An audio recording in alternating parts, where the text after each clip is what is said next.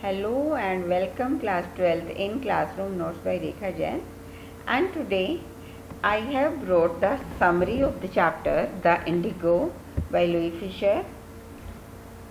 Before I start telling you the summary, please subscribe my channel if you have not yet done, and do press the notification icon to receive my latest videos, and don't forget to press the like icon if you like this video, and also share the video so as to enable a majority of the students to watch this video. So let me start telling you the summary. First of all, let me tell you something about the author. Louis Fisher was an American journalist and he wrote the biography of Mahatma Gandhi entitled The Life of Mahatma Gandhi. Now you can see the pic of Louis Fisher by the side of the name of the chapter.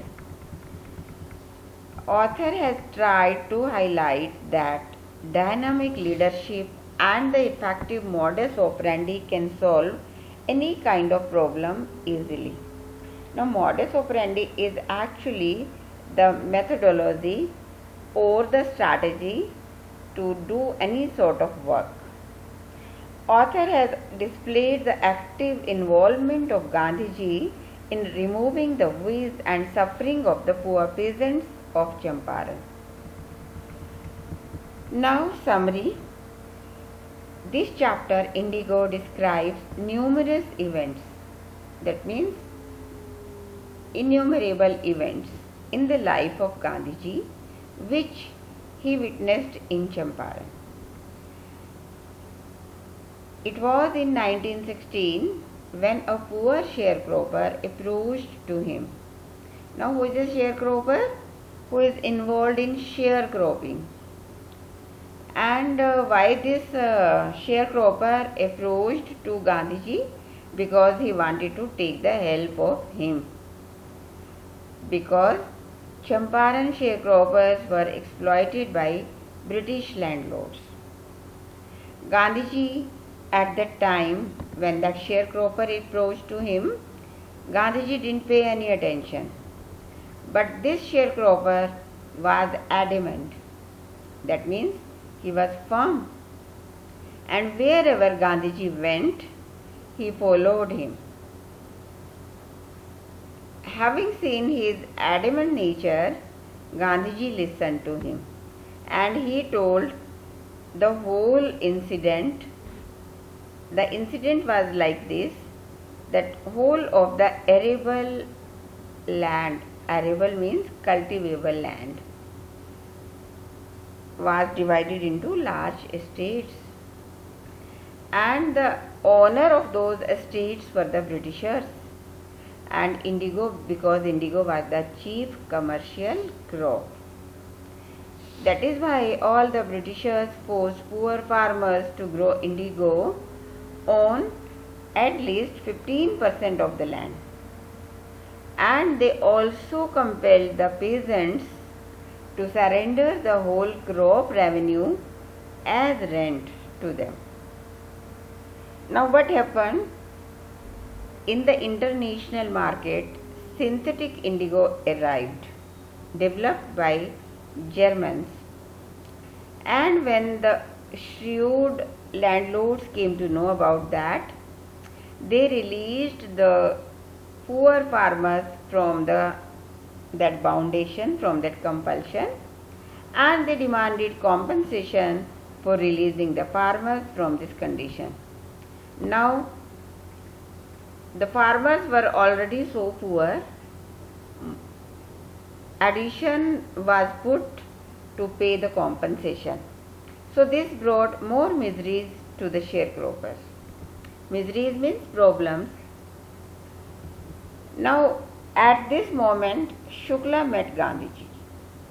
Now, Gandhiji started his operation. First of all, he met Dr. Rajendra Prasad in Patna and Professor J.B. Kriplani in Muzaffarpur.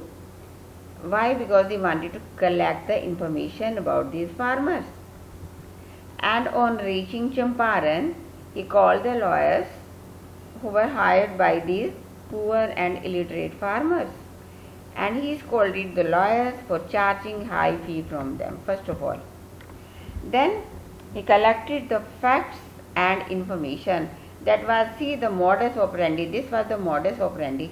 First of all, he met Rajendra Prasad and then J.B. Kriplani, and then he started collecting. Then he scolded the lawyers, and then he started collecting the facts and information. When he had reached to Champaran, there he came to know that an Indian farmer was maltreated by Britishers. That means he was physically thrashed by the Britishers. So he went to investigate, and he also started a procession in protest to which he received a summons by the Lieutenant Governor to leave Champaran. Now Gandhiji was of different type. Very silently he protested, he disobeyed, and he signed over there that he was going to disobey. Now because he had disobeyed a higher authority, he was asked to appear in the court.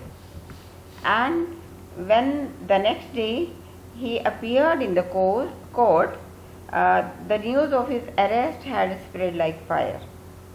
Farmers thronged the court area. Thronged means surrounded the court area in multitude, means in large number, because they listened that Mahatma who came to help them had fallen in problem. The officials were unable to control the crowd, and when Gandhiji was questioned in the court, he described that he had no intention to disobeying the authorities, but he listened to the inner call of serving the humanity. Now the judge ordered him to furnish the bail amount, and Gandhiji refused. His trial was postponed.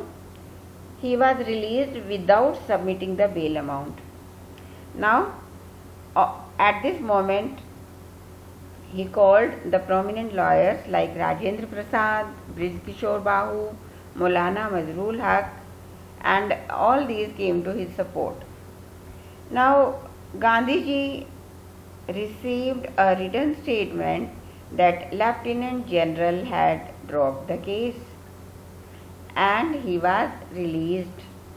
Now this was the beginning of the triumph of civil disobedience. He became very happy. He said half of the battle was already won. But Gandhiji continued his investigation with his lawyers and met the Lieutenant Governor 4 times. And on his insistence, an official inquiry was ordered against the exploitation of the Indian farmers by the Britishers, and a special committee was made, and Gandhiji was the representative on behalf of the peasants. And on inquiry and on discussion, it was found that British landlords were the convicts because they had exploited the poor farmers. Because Gandhiji proved that with the help of the written documents. Now, when they were held guilty, they were scared that they would have to pay 100% compensation to the Indian farmers. But Gandhiji agreed at 25% payment. Why? Because he was of the opinion that removal of the fear of the Britishers from the minds of the farmers was more important than money. And this was how Gandhiji was able to remove the sufferings of the poor farmers, and this was how farmers were released from the foundation of the sharecropping. Now after this, Gandhiji worked for economic and cultural development of the area also. With the help of Mahadev Desai, Narhari Parikh, his dear wife and his own wife and son, Gandhiji opened the school there, taught the lessons of cleanliness and hygiene. And in the medical facilities, people were given quinine for fever and a sulfur ointment for skin diseases and castor oil for coated tongue. Gandhiji was also of the opinion that we should be self-dependent, and when one of his disciples suggested to take the help of English Pacific Charles Freer Andrews, who was also his follower, who was very close to Gandhiji, Gandhiji refused to take his help in fighting for the freedom struggle, because taking the help from an outsider will show our own weakness. This was how Champaran episode was a turning point in his life. So dear student, this is all in the summary today. I'll come with the complete chapter and its explanation in my next video. I wish to the Almighty to keep you safe and sound from COVID-19, and keep learning. We'll meet again. Till then, bye-bye.